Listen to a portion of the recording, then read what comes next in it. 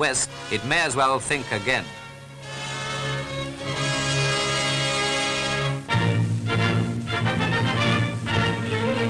No capital city has suffered more terribly than Warsaw, now liberated from the murderous rule of the Hun in the very opening phase of Stalin's End the War offensive. This was the scene in Warsaw in September 1939, the first month of the war. Subjected to almost continuous bombardment by the Luftwaffe, the Polish capital with its 1 million inhabitants fought on against overwhelming strength for 3 weeks. Completely cut off, with supplies of food and water almost finished, with totally inadequate defensive equipment, a helpless target for Hitler's bombs and shells, Warsaw fought on till the 27th of September. Since the day of surrender, a blackout of total misery has enveloped the city, apart from flashes of news of appalling atrocities to illuminate its plight. In September 1944, when the Red Army captured the suburb of Praga, Polish forces of resistance were again fighting inside the city. Yet once again their struggle ended in failure, and only now, in January 1945, can Warsaw's liberation be acclaimed. This is how Moscow celebrated the triumph of the Red Army.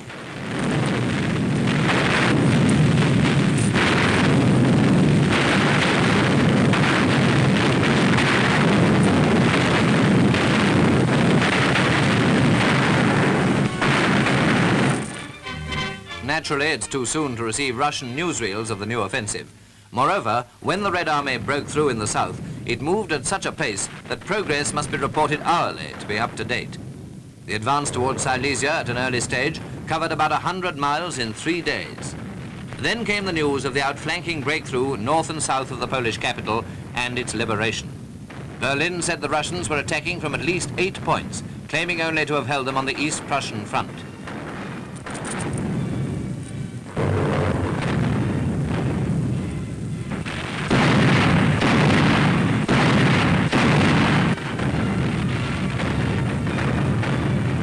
News of prisoners taken was by no means prominent at this stage of the offensive, but we may certainly expect to see pictures reminiscent of the great Stalingrad victory when the defeated Huns were marched away into captivity in their tens of thousands.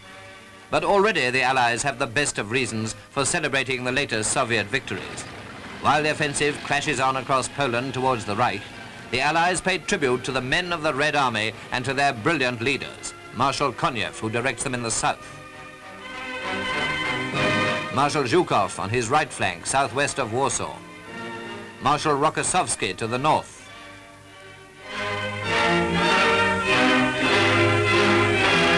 and Stalin himself, the great marshal of the whole Soviet Union.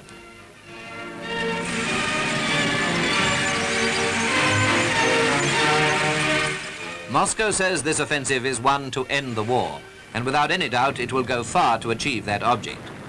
While the British Empire, America, France and all our allies continue to fight Hitler in the West, we all paid tribute to the tremendous blows now being struck in the East by the skill and resolution of the Red Army.